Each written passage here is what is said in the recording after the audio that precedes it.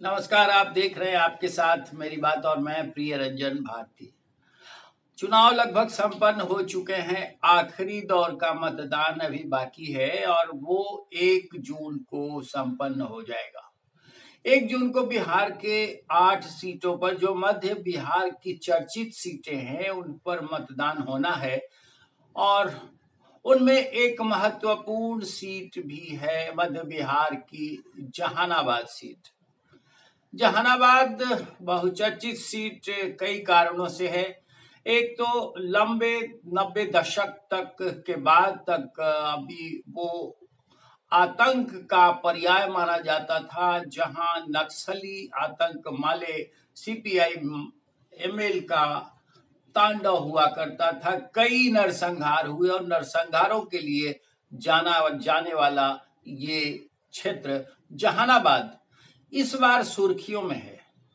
आखिरी चरण में यहाँ वोट डाले जाएंगे और सुर्खियां इसलिए हैं कि अभी जो पिछले लोकसभा चुनाव में नीतीश कुमार ने प्रयोग किया था, जातिगत प्रयोग, सफल तो हुआ, लेकिन उस प्रयोग के दोहराव से सवर्ण जो आक्रामक मतदाता है भूमिहार जाति के, वो नाराज है और उनकी नाराजगी यहाँ चरम पर है। इससे कई सीटें और भी प्रभावित हो सकती हैं। जो हाल में चुनाव हुए उन पर भी इसका असर देखा गया, लेकिन आंशिक रूप से जहानाबाद में ये चरम पर है और इसके साथ साथ पाटलिपुत्र सीट भी इसके दायरे में कही जा रही है। हालांकि वहां इसका प्रभाव उतना नहीं है, उतना आक्रामक तरीके से, संवेदनशील तरीके से नहीं कहा जा सकता है।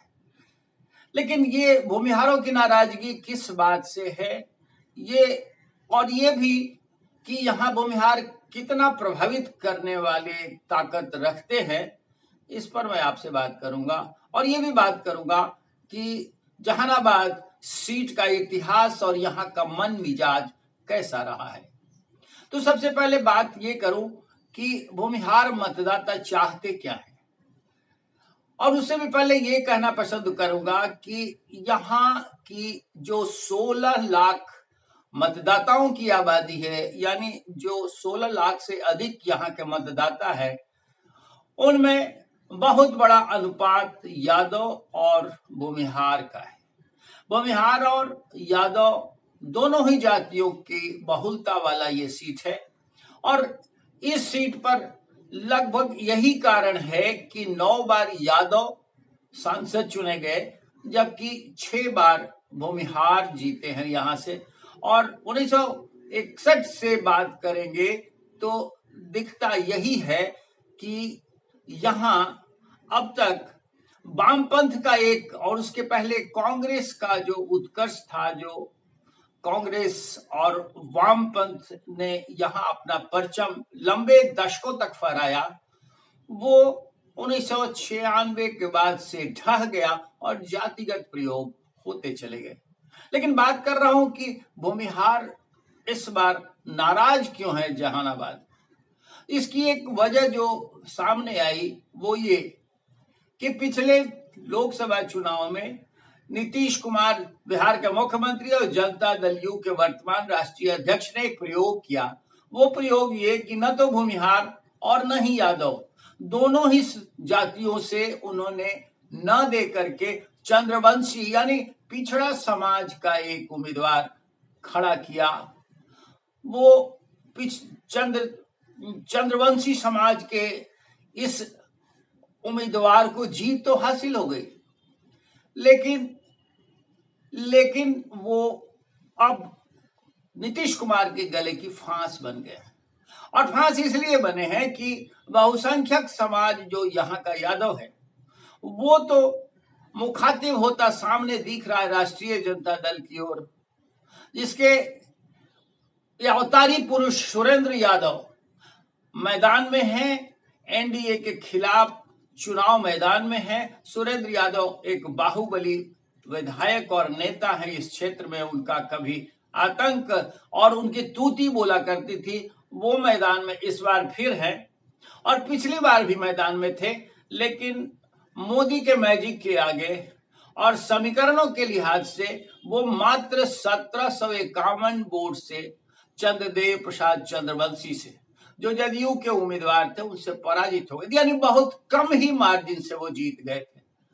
और इस बार सबसे बड़ी चुनौती एनडीए की बन गई है, वो ये बन गई है कि भूमिहार सवर्ण मतदाता बहुत ज्यादा नाराज हैं। नाराजगी एनडीए से नहीं है, नाराजगी नीतीश कुमार से है।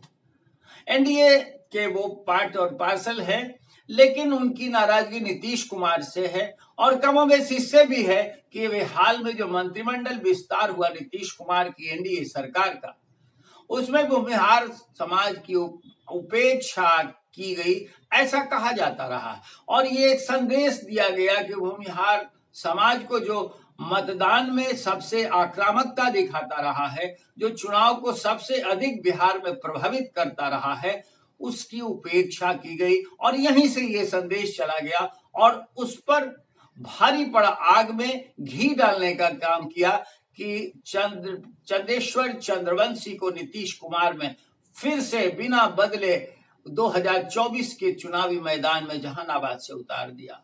अब ये लपट बन चुकी है और लपट बनने में और घी की आहुति देने का काम किया है यहाँ के 4 भूमिहार जाति के उम्मीदवारों ने।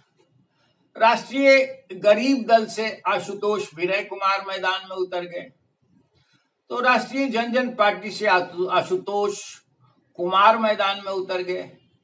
इसके अलावा जो 2004 में और 2014 में यहां से निर्वाचित घोषित हो चुके थे अरुण कुमार, प्रोफेसर अरुण कुमार, वो लोक जनशक्ति पार्टी छोड़कर बीएसपी यानी बहुजन समाज पार्टी के टिकट पर उम्मीदवार बनकर मैदान में ताल ठोक रहे हैं। इसके अलावा भी और एक भूमिहार उम्मीदवार है। इस तरह से 4 भूमिहार उम्मीदवारों ने मैदान में ताल ठोक दी है और सबकी वजह यही है कि भूमिहार बहुसंख्यक है इस सीट पर और उनकी नाराजगी है। सब चाहते हैं कि नाराजगी उनकी तरफ मुड़ जाए, यानी उनसे नाराज नहीं, वो जनता दलियों से नाराज होकर उनकी तरफ का रुख करें और वो संसद में दस्तक देने पहुंच जाए। लेकिन भूमिहारों का वोट जब आखिर में बंटता है तो वैसी सूरत में जीत फिर आप तय मानिए कि विपक्षी उम्मीदवार की होती नजर आने लगती है। अब ये समस्या जहानाबाद सीट पर उत्पन्न हो गई है और इस सीट से नीतीश कुमार नावाकिफ नहीं है। उन्होंने अब जो समस्या पैदा हो गई उसे सुलझाने के लिए कई दिग्गज भूमिहार नेताओं के साथ बैठकें की, उनको मनाना शुरू किया, लेकिन सारे नेता एक एक करके और रुखसत कर गए, मुंह फुलाकर निकल गए। जगदीश शर्मा ने नीतीश कुमार से मुलाकात के दौरान तो साफ कह दिया कि वो कुर्ता फड़वाने के लिए जहानाबाद नहीं जाएंगे। भोला सिंह ने भी यही कह दिया कि हम नहीं जाने वाले हैं।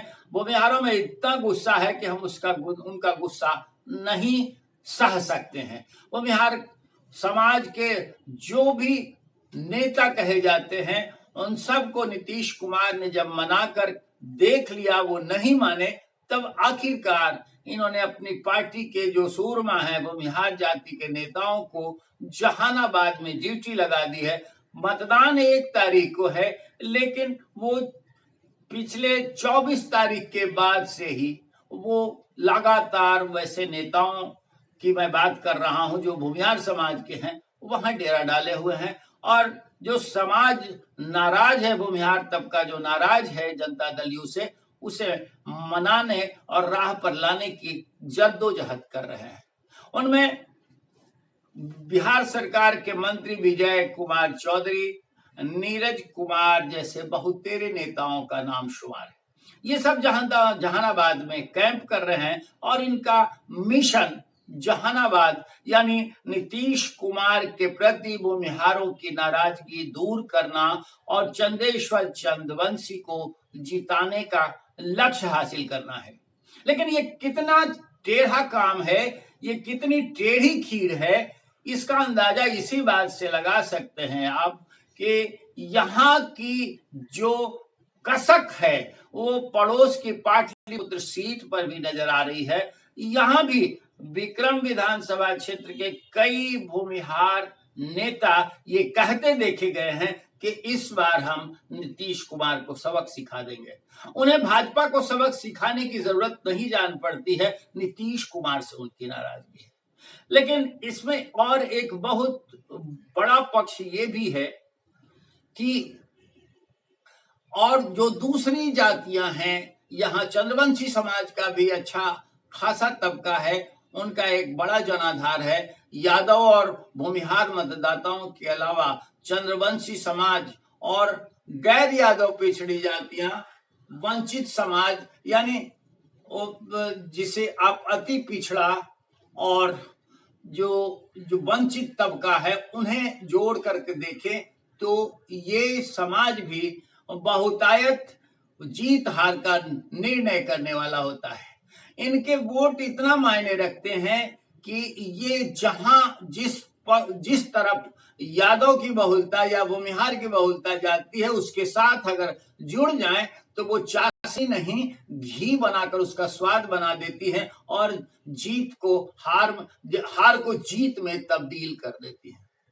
अब ये करिश्मा होगा या नहीं होगा, भूमिहार यहां मानेंगे या नहीं मानेंगे, ये तो 1 तारीख के बाद सामने आएगा। लेकिन मैं आपको ये बताना चाहूंगा कि ये कभी ऐसी सीट रही थी जहां वामपंथ का गढ़ था। 1967 से 71 तक सीपीआई के चंद्रशेखर सिंह जीते, 77 में हरिनारायण सिंह जीते, 1980 में एक बार किंग महेंद्र की जीत हुई है, 1984, 1989, 91 में सीपीआई के रामाश्रय प्रसाद सिंह जीते थे और उसके बाद 1996, 98 में अभी के जो उम्मीदवार वर्तमान में सुरेंद्र यादव, इनकी जीत हुई थी। लेकिन 99 के बाद से यहाँ का समीकरण बदला। जदयू के अरुण कुमार जीते, 2004 में गणेश यादव और 2009 में फिर जगदीश शर्मा जीत गए यहाँ से। 2014 में अरुण कुमार फिर तो जीते, लेकिन 2019 में चंद्रेश्वर चंद्रवंशी को जातिगत प्रयोग करते हुए नीतीश कुमार ने उतार दिया। अब ये नीतीश कुमार के ही गले का फांस बन गए हैं। भूमिहार मतदाता इतने नाराज हैं कि उन्हें संसद भेजना नहीं चाहते। लेकिन ये क्या करिश्मा दिखा पाएगा?